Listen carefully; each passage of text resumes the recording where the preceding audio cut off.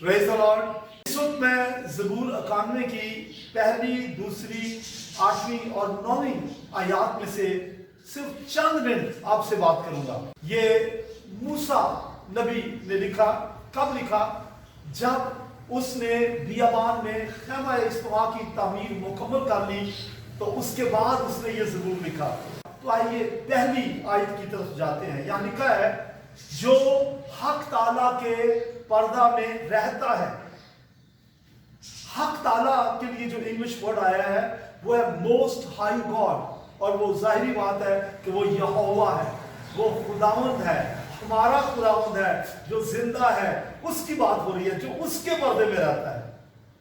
और पर्दा में रहने के लिए जो लफ्ज आया है, who lives या dwells in the secret place, जो खुदा की खुफिया जगहों पे रहता है, खुदा के पर के नीचे। और जो इसका असल तर्जुमा है वो ये है कि खुदा की खुफिया जगहों में, और वो उसका घर ही हो सकता है। ऐसा शख्स जो है वो बरकत पाएगा। क्या बरकत पाएगा? वो कादरे मुतलक के साया में सुकूनत करेगा, यानी खुदा का साया उसके ऊपर होगा।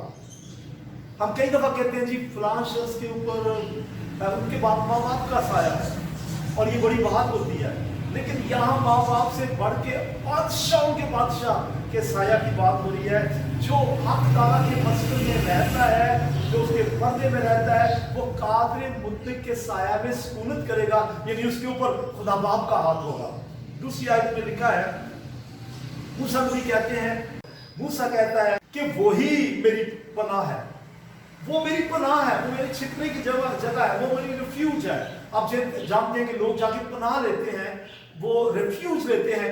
खुदावन हमारी पनाह है, मुसीबत में आप उसके अंदर छुप जाए। और आगे, वो मेरा गढ़ है। गढ़ कहते हैं कला, फोर्ट। तो वो फोर्ट वो जगह होती है जहां बादशाह और उसका घराना महफूज होता है और उन्हें कोई खतरा नहीं होता। तो लिखा है, मैं खुदावन के बारे में पहली बात ये कहूंगा कि मेरी पनाह है, दूसरी बात ये कहूंगा वो मेरा गढ़ है, ये मेरा कला है, और फिर ये कहूंगा वो मेरा खुदा है। मैं खुदावन के बारे में कहूंगा कि वो मेरा खुदा है। ये बात समझने वाली है। मूसा को तो उस वक्त तक तो ये रेवलेशन नहीं मिला था। मैं खुदावंद के बारे में कहूंगा वो मेरा खुदा है। खुदावंद कहते हैं यीशु मसीह को, और खुदा को। मैं खुदावंद के बारे में कहूंगा वही मेरा खुदा है। इसका मतलब है कि वो दरअसल खुदावंद यीशु मसीह को जानता है, और वो यीशु मसीह के बारे में कहता है कि मैं कहूंगा कि वही मेरा खुदा है। बोले हालेलुया। जिस पर मेरा तवक्कल है, वो कहता है मैं सबको कहूंगा, मैं खुदावंद के बारे में कहूंगा, मेरा तवक्कल उस पे है। क्या आपका तवक्कल उस पे है? और फिर आगे लिखा है, वो तुझे सयाद के फंदे से और मोहलिक वबा से छुड़ाएगा। ये मूसा कह रहा है, मैं लोगों से कहूंगा, आप जो ईमानदार हैं लोगों से कहें।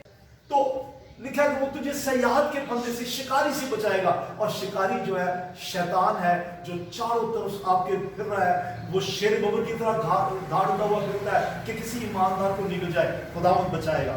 और मोहल्लिक वबा से, आजकल एक मोहल्लिक वबा बहुत आम है, और वो है कोरोना वायरस। खुदावंद बचाएगा। फिर 8वीं आयत, तू अपनी आंखों से शरीरों के अंजाम को देखेगा। ये मुकद्दस मूसा अपने बारे में कह रहा है कि ऐ मूसा, तू अपनी आंखों से शरीरों के अंजाम को देखेगा। और 9वीं आयत, पर तू ऐ खुदावन मेरी पनाह है। वही बात उसने पहले कही थी, तू मेरी पनाह है, मेरा रिफ्यूज है, और तूने हक ताला को अपना मस्कन बना लिया है। वो अपने बारे में कहता है, ऐ मूसा, तूने हक ताला को अपना मस्कन बना लिया है, अपना घर बना लिया है। तुझ पर कोई आफत ना आएगी। आजकल जगह जगह ये आयत शेयर की जा रही है, तुझ पर कोई आफत ना आएगी और कोई वबा तेरे खैमा के नजदीक ना पहुंचेगी। ये किसके लिए है? जिनका मस्कन खुदा है, जो खुदा ताला के मस्कन में रहते हैं। आपसे पूछना चाहता हूं, क्या आप दिलेरी से कह सकते हैं कि मुझ पर कोई आफत ना आएगी? जरूर कह सकते हैं, बशर्ते के आप हक ताला के मस्कन में रहते हैं।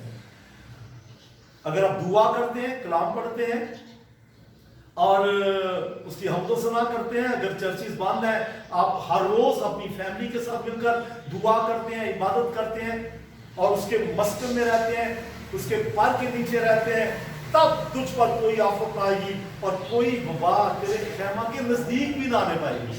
کب؟ اگر آپ حق تعالیٰ کے مسکن میں رہتے ہیں.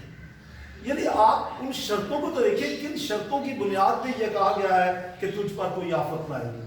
ان شرطوں کو مانیں, ہر روز خداوند سے رفاقت رکھیں, خداوند سے دوستی رکھیں, خداوند سے ریلیشن شپ رکھیں, اس کی حضوری میں رہیں, ہر روز ہر وقت خداوند آپ کے دل میں رہے, آپ خداوند کی عبادت کرتے ہوں, چلتے پھرتے آپ کے منہ پہ گیت ہوں, گنگنا رہے ہوں, پرستش کر رہے ہوں, بات چیت کرتے وقت یسوع مسیح کا نام لیں, اپنے گھر میں اکٹھے مل کے پرستش کریں.